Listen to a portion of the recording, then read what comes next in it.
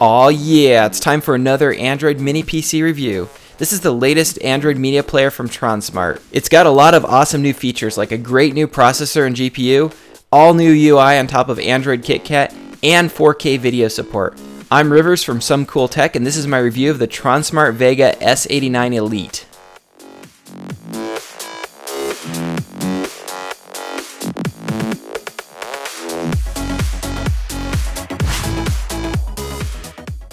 Let's start by taking a look at what comes inside of the box.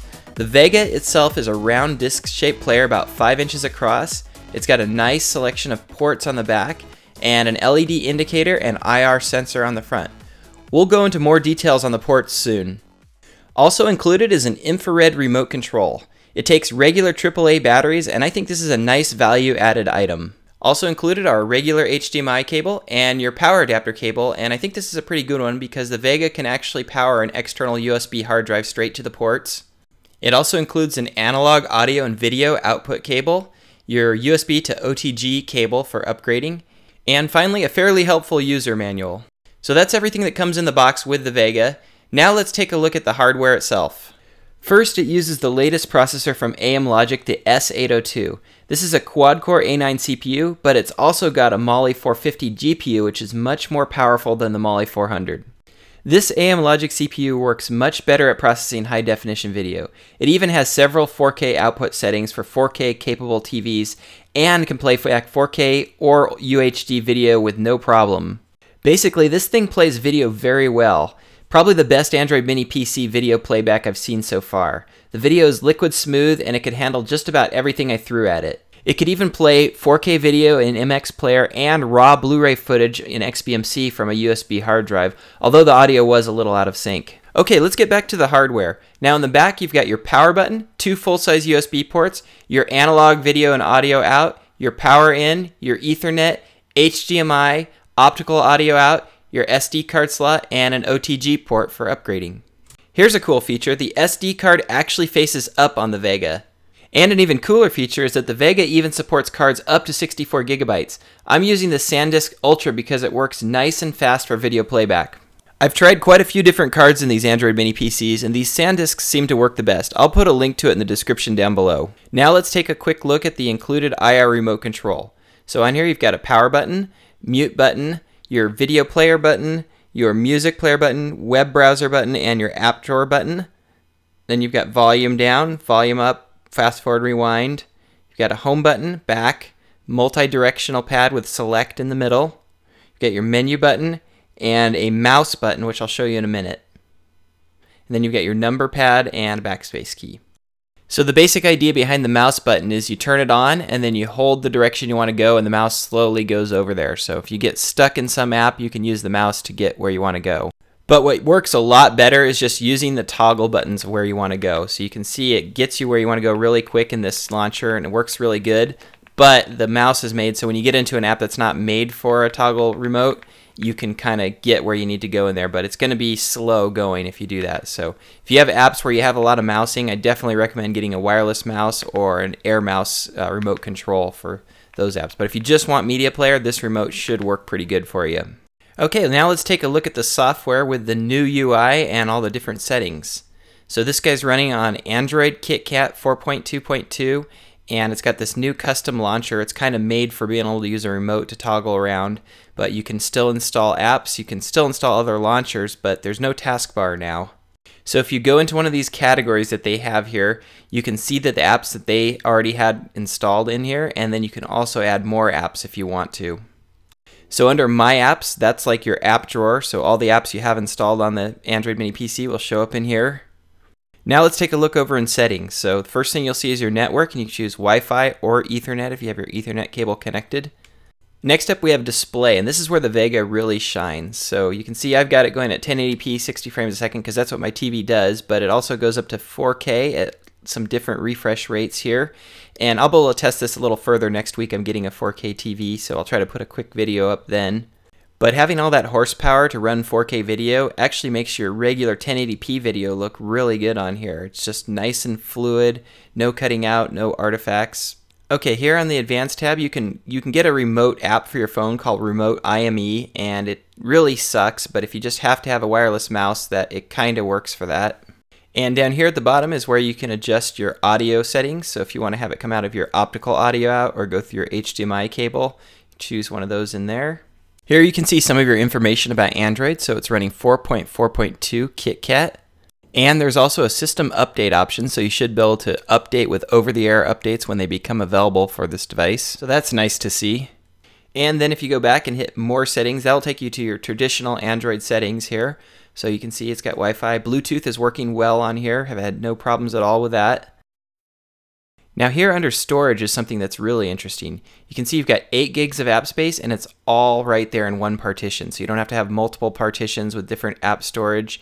It's just all on one. So I think that's really the way to go, and hopefully they can do this from now on in the future on all Android mini PCs if possible. Okay, and here if you have an Air Mouse remote control and it's too slow or too fast, you can go to this pointer speed and adjust it up or down. This is kind of nice to adjust sometimes. See there, it's really fast. There, it's super slow. And right there is just about right on this one. And here's your kernel version and Android version over here. Just a little few more settings to take a look at. All right, let's run a couple benchmarks. So here's LinPack. I always do a quick CPU benchmark on there, and it's getting probably between about 200 and 286 on here. So that was a top score. But anyway, some of the best scores I've seen on an Android mini PC so far. Okay, now we'll shoot over to the webcam real quick, and it does support my Logitech C525 webcam, and it's actually recording awesome at 720p at 30 frames a second. So you can see it's nice and fast, no tracers, no jerkiness. Okay, now let's jump over to Antutu for the total system benchmark here, and it got a really good score, 25,389. So pretty good, not as good as what I've seen on some websites, but maybe it's because I installed a whole bunch of different apps and something's slowing it down a bit, I don't know.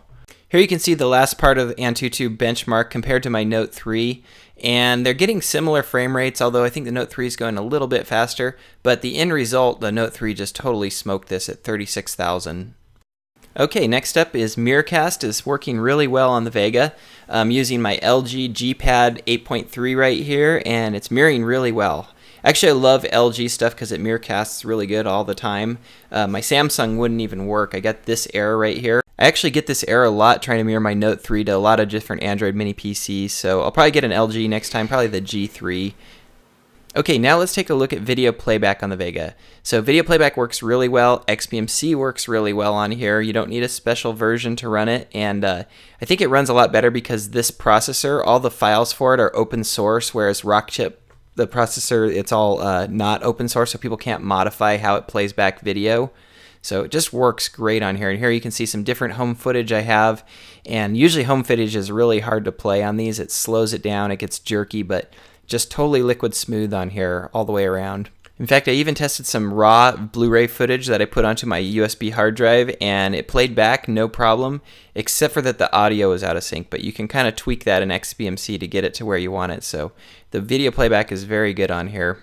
Here's another piece of footage I run on a lot of Android mini PCs, and this is actually shot in 60 frames per second, 1080p, and a lot of players will play it, but they'll slow down when they play it. In fact, this is the only one I've actually used that doesn't slow down when it plays it, so that's a nice feature right there. Now, XBMC wouldn't play my 4K footage, but the built-in 4K player and MX player both could play it. So this is running at a 1080p out because I don't have a 4K TV right at the moment, but it does play it, and it looks really nice on there too. So let's go ahead and take a look. So you can see it actually has nice smooth playback. The shakiness is actually from my camera work and not from the video playback. But I just wanted to show you a couple pan shots so you can see it's not jerking or skipping when it's playing back. So I've got a 4K TV on the way, so when it comes I'll test it on the Vega and I'll put the results in the video description down below.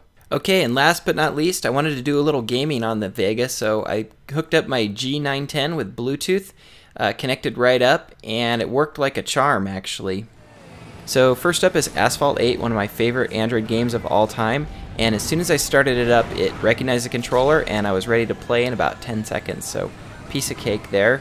In fact, all 3 games that I played on here immediately recognized the controller, and I was ready to play within 30 seconds. Next up came Riptide 2, and it connected right up, and I think all these games actually look really good with a 1080p kernel on this, probably better than most Android mini PCs I've played on before, so just the video quality was just awesome on here.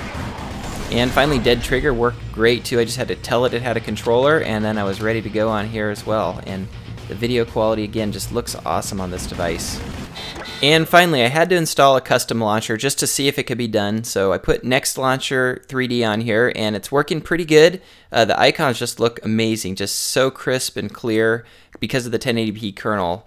It just looks so good. But there's no taskbar, that's the one problem. So if you need to hit the home button, you gotta be using the remote to hit that home button, or hit back till you get to where you wanna be.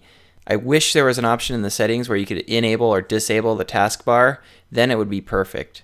Still, overall, the Tronsmart Vega S89 is probably the best Android mini PC device I've used so far, especially for media playback. It's just so fast, so liquid smooth, it's just perfect for media playback. Other things like using web browser and things that use the mouse aren't quite as good. The mouse is a tad laggy, but still very usable and definitely nice and fast, and the video quality just looks good. You never get any flicker. My video capture always works on here. The software is very stable too. Actually, I haven't had an automatic reboot yet. The only thing is there are one or two things that need to be updated, so we'll see if Tronsmart keeps its software updated as well as Minix has with its excellent attention to software improvements and updates. I'll add a list of the pros and cons of the Vega in the video description down below. That way as updates come out and things improve, I can keep everything up to date. Also, for more details, check out somecooltech.com. I'll have links to the Tronsmart Vega S89, S89 Elite, SanDisk Ultra SD card, and the other hardware and software in the video description down below. Thanks for watching, and as always, aloha.